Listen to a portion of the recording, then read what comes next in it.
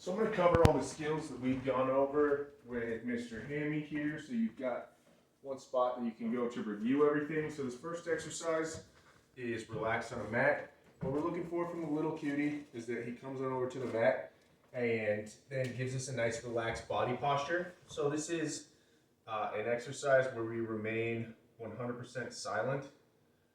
And the reason that we're 100% silent is we want him to work through this on his own and learn that he can bring down his big emotions by putting himself in a really relaxed body posture.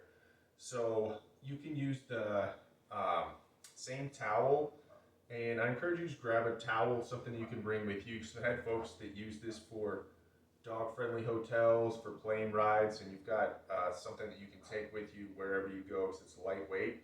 And when you're doing this exercise, just break out your towel. He comes over, relaxes, gets treats periodically when he's giving you this nice relaxed body posture. And then you pull up the mat, up off the ground when you're done doing it.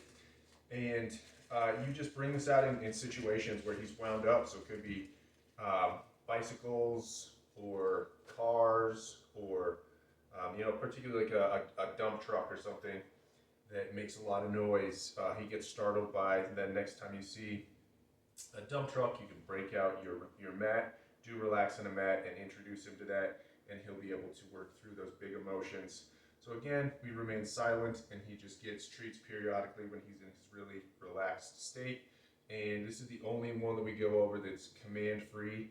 We want him to work through that 100% on his own accord and know that he has the capability to relax himself.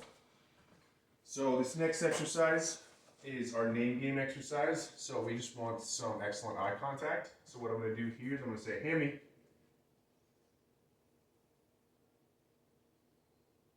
Hammy.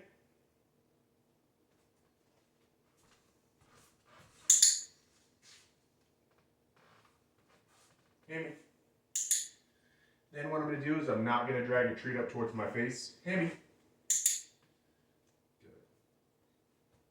And he's got to look at me. Then I'm going to take a treat, toss it on over here. Hammy. He's got to check in with me. Very good. Then I like to work on some recall, so just having him come when called after we're tossing some treats. Hammy, come. Good boy. Hammy, sit. Hammy, stay. Free. Good boy. So with his stay, we put our hand up, and we're really just taking a couple steps back for him right now. That's all well and good.